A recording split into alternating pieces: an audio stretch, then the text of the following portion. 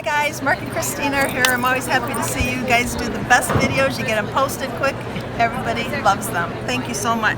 Alright, so what do I want to show you today? I want to show you why you need the detail blending tool. So these are some samples that I've done, and then I'm going to do a live demo so that you can see what it looks like.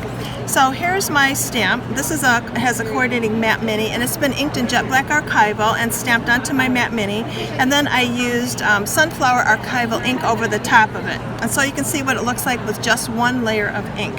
So if we go over to the next sample, same exact flower, stamped with jet black archival, inked again with sunflower, but now I've used my little detail blending tool to add all the shading to these areas, and you can see how much better it looks. It looks so much more dimensional, it looks so much more professional instead of this flat, boring flower. So here's another color combination down here. This one is violet, and you can add multiple colors if you want. So I've added some sky blue down here and a little bit of carnation, cornflower blue here, and the basic color was violet. But you can see how dimensional it is compared to that. It works on little mini things too. So here's a flower with just one little layer of ink, and then this one I added some cornflower blue to the inside to make it shaded. This one with the brown is really pretty, and this is mostly acorn. So because our archival inks are translucent, I'm losing my mind already, you can just keep adding the same color, and the more you add, the darker it's going to get. So that's how. So you can add a contrasting color, a coordinating color, or you can stick with your same color and just keep adding more to get your shading done that way. So this is the new prickly pear. This is the new archival ink, just one layer. And this one here, you can see how much better it looks now. I've already added peat moss to the edges. And on this one I added peat moss to the edges and then stamped on it too. So the more you do, the better it's going to look. So I'm going to show you how easy it is to use these guys. So I'm going to start with Tim's new cute little mini stamp platform. He calls it a traveler. I'm calling it the mini because that's what I like. It's cute. Works just exactly the same as the other. Has red rubber on here. This is a clear side, so this just pops out. Turn it over. But I'm going to use my red rubber stamp, so this is set up perfectly. The cardstock I'm going to use today is brand new from Ranger, and this is called Perfect White cardstock. It's made by Nina for us. It's 110 pounds and it's fabulous. So that fits in here, and this is the magnets are going to hold this perfectly in place. So I'm going to use one of my new Stampers Anonymous stamps, and I'm going to put it right here. If I close the lid, that's going to transfer the stamp to the lid. My paper's held in place. So now I'm going to get my jet black archival and get this inked. And most of the time I use jet black archival because it gives great detail, it's waterproof, and it shows all the detail really well. So if I go ahead and stamp this, if I get a good impression, great. If I don't, it's kind of light, so I'm going to go ahead and add another layer of jet black archival. Close my lid again. I think it looks pretty good, maybe a little bit more in the center. Okay, so there's my stamped image. I'm going to take this out. I'm going to give it a quick dry. Oops. Set this over here, sorry. Just give it a quick dry so that I know it's not going to bleed. Okay, we'll see you guys later. Okay, so I have my stamped image now and I'm ready to color it.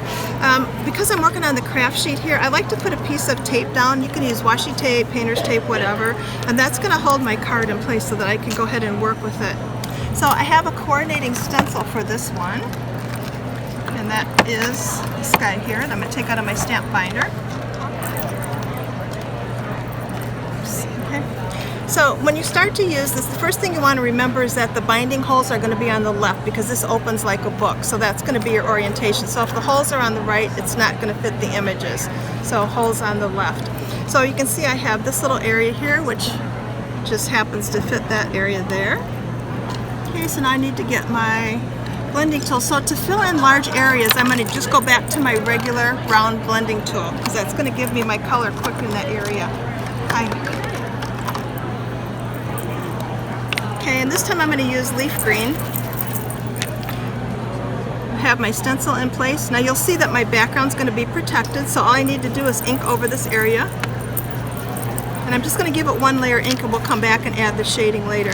So what you can see here is that my background is protected and I only have ink in that area. So now I want to do my stems down here. So this is going to fit right here. Oops. What am I doing here? This fits here. Okay, a little bit more ink. Press, twist, and turn, and that's usually how I stencil instead of swiping like this, because that's when you have a tendency to go off the edge, and you're not going to like that.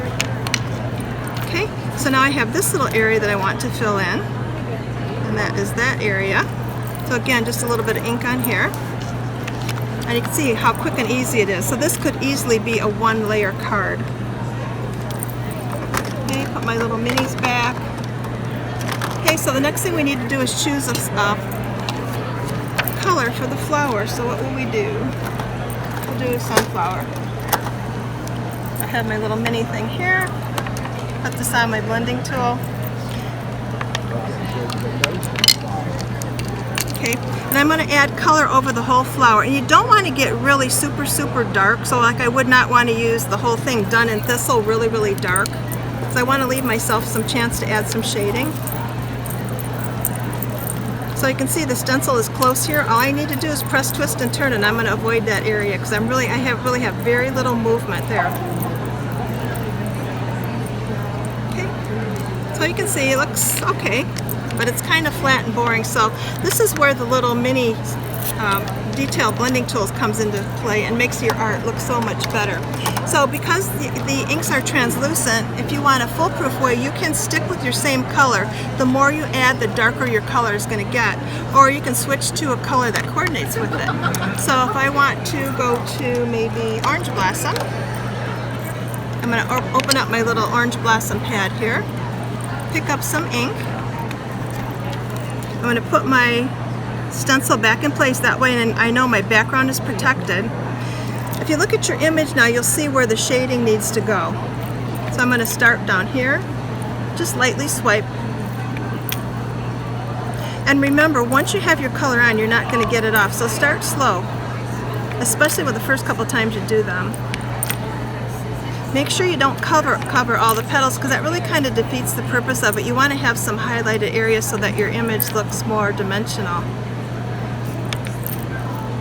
So I'll show you what I have so far. And you can see this takes no skill, no talent at all. You just kind of fill in the little blanks. Okay, I'll keep going here.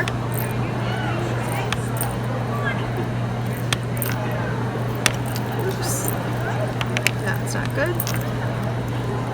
And obviously you can take your time and add a whole lot more. I'm not going to make you watch me do 97 layers, but it's really fun. It's very relaxing. And the more you add, the more detail you add, the better it gets. Oh, it looks better, right? Okay. Alright, so let's go back to the leaves a little bit. And let's see, I'm going to get I have labeled mine because I thought that was a handy dandy way to do it. Since I have so many greens now, I want to stick with the right color. So I'm going to switch over to fern green. Put my stencil back in place. And now I kind of want to darken up that area that would be underneath the flower, just to have a little more contrast. And you can see the light there and the dark there will make all the difference in the world. This area, I think I like that already because it has a nice highlight in the center, so the stem is rounded, so that makes perfect sense to me. Okay, so another thing I can do if you like bling, here's another cool tip. You can also use these detail blending tools with Tim's Distress crayons, and the metallic ones are fabulous. Like this one here is tarnished brass, and it's really cool. So I'm going to take water, since I'm with Distress now I need to switch to water. I'm going to put that on my ink palette. I'm going to pick up just a little bit of water, and then I'm going to swipe it on the crayon. It's really interesting. What you're going to see, it kind of gets foamy. I don't know if you can see that. Kind of interesting. Okay, now I'm going to put my stencil back on so I know my background is protected. I'm going to add some bling only to my flower petals and just select ones. And can you see the foam? I haven't figured that one out yet, but it works really cool. So I could add bling to the whole flower if I want. If I just want to highlight a few of the petals to get some interest, this tool makes it super easy to do that. Sometimes you don't notice the bling right away. You need to give it a quick dry, like here where there's some foam. But I think this is another really good way to use the detail blending tool with the distressed crayons too. So here's what you have here now, bling on just those leaves. And you can see I added nothing here just so that you can see the nice effect you can get. So trust me, this little tool is magic. You want it, you need it, they're awesome. Really, they are. Thanks for watching. Be sure to give our video a thumbs up and subscribe to Scrap Time Videos on YouTube. In the meantime, here are a couple other videos you might be interested in watching. See you next time. Bye-bye.